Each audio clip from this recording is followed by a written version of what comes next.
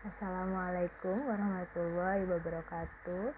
Om Swastiastu, Namo Buddhaya, salam kebajikan, salam sejahtera bagi kita semua. Di sini kita akan sedikit memaparkan tentang hasil kerja kita, yaitu implementasi kearifan lokal pada siswa SMA di era globalisasi. Tanpa disadari, globalisasi memiliki dampak positif dan negatif bagi kehidupan masyarakat sehari-hari. Globalisasi juga memiliki dampak pada setiap negara dengan kebudayaan yang ada. Yang akan dibahas kali ini adalah bagaimana dampak globalisasi terhadap kearifan lokal. Yang pertama, bagaimana proses globalisasi dalam mempengaruhi kearifan lokal. Lalu, mengapa generasi Z harus sadar tentang ancaman globalisasi terhadap kearifan lokal? Lalu, dan mengapa kearifan lokal harus tetap terjaga dan dilindungi di tengah gempuran globalisasi? Semuanya akan dipaparkan oleh teman-teman saya. Generasi Z atau di umur sekitar 10 tahun sampai 21 tahunan lebih aktif sebagai generasi kreatif dan inovatif. Oleh karena itu, tentu generasi Z lebih aktif di media sosial dan adaptif terhadap perkembangan teknologi serta tren-tren yang sedang berkembang belakangan ini. Kalian pernah gak sih mendengar tentang generasi Z yang identik dengan malas dan manja?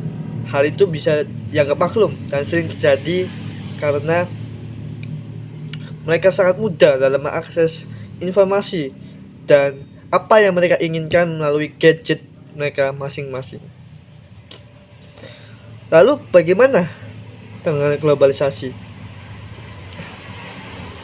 Globalisasi menurut Malcolm Waters adalah sebuah proses sosial yang berakibat pembatasan geografis pada keadaan sosial budaya menjadi kurang penting, dan globalisasi juga memiliki makna proses terjadinya pertukaran pemikiran, pandangan dunia, produk, dan aspek-aspek kebudayaan lainnya. Kemajuan infrastruktur, transportasi, dan internet adalah faktor pendorong terjadinya globalisasi yang sering bersangkutan dengan perekonomian atau perdagangan dan budaya. Jadi secara garis besar, globalisasi adalah memiliki makna, yaitu proses menyatunya dunia melalui hubungan yang saling mempengaruhi dan dipengaruhi oleh aktivitas perdagangan dan sosial, budaya, dan teknologi. Oleh karena itu, di era globalisasi ini, generasi Z menjadi salah satu fondasi utama, pilar utama, atau tanduk utama untuk menjadi bangsa yang lebih baik ke depannya. Penerus bangsa, generasi Z harus memiliki kompetensi, memiliki keunggulan, dan akhlak yang baik untuk menjadikan Indonesia emas tahun 2045 mendatang. Dalam penelitian ini, kita menggunakan beberapa metode penelitian. Ada 3 metode penelitian yang kita gunakan. Yang pertama adalah wawancara terstruktur. Wawancara terstruktur adalah, jadi kami telah mempersiapkan beberapa butir pertanyaan sebelum pada akhirnya dibagikan kepada siswa-siswi SMA 17 Agustus 1945. Lalu yang kedua ada studi literatur. Studi literatur ini merupakan penelusuran dan analisis literatur terkait dengan topik tersebut, yang mana kita mengumpulkan dan menganalisis jurnal yang membahas tentang pelestarian kearifan lokal di era globalisasi. Lalu yang ketiga adalah analisis data.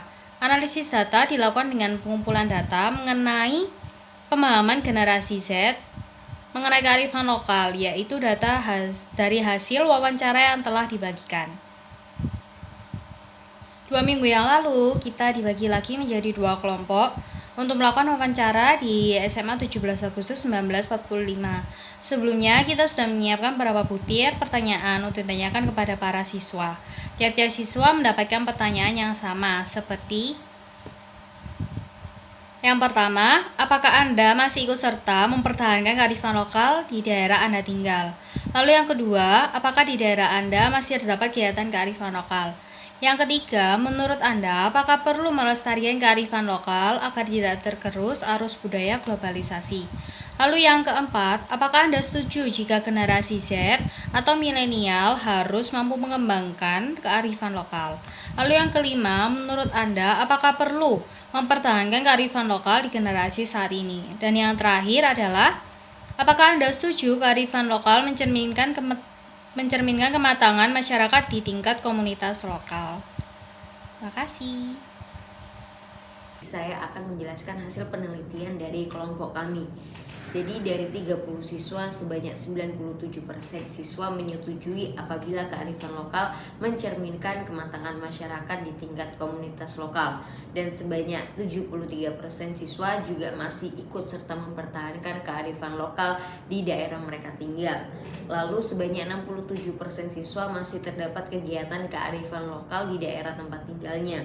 Walaupun semakin banyak budaya luar negeri yang masuk ke Indonesia, tetapi 83% siswa SMA 17 Agustus 1945 ini masih ikut serta dan aktif dalam mempertahankan kearifan lokal di era globalisasi ini. Dan sebanyak 93% siswa setuju apabila generasi Z harus mampu mengembangkan kearifan lokal. Atas kesadaran mereka juga, sebanyak 83% siswa merasa perlu melestarikan kearifan lokal agar tidak tergerus. Bentuk implementasi nilai-nilai Pancasila. Yang pertama ada ketuhanan yang Maha Esa, di mana sila yang pertama ini seluruh siswa diwajibkan untuk sholat, beribadah dan melakukan doa bersama sesuai agama masing-masing sebagai nilai religius sebelum dan sesudah pembelajaran berlangsung. Yang kedua ada kemanusiaan yang adil dan beradab, di mana sila kedua ini diwujudkan dengan saling menghormati satu sama lain di tengah perbedaan di lingkungan sekolah, sehingga siswa memiliki karakter toleransi yang kuat dalam hidup berdampingan. Untuk yang ketiga ada persatuan Indonesia, di mana sila ketiga ini diwujudkan dengan rasa cinta tanah air sebagai bentuk sikap nasionalisme, sehingga berdampak pada sikap siswa yang menjunjung tinggi kesatuan dan persatuan di atas kepentingan pribadi. Yang keempat ada kerakyatan yang dipimpin oleh hikmat kebijaksanaan dalam permusyawaratan perwakilan, di mana sila keempat ini diwujudkan dalam budaya organisasi internal dan eksternal yang dilakukan secara musyawarah dalam memutuskan kebijakan. Nah, untuk yang kelima keadilan sosial bagi seluruh rakyat Indonesia, di mana sila kelima ini diwujudkan dengan sikap menghormati sesama dan berperilaku adil dalam kehidupan sehari-hari. Terima kasih.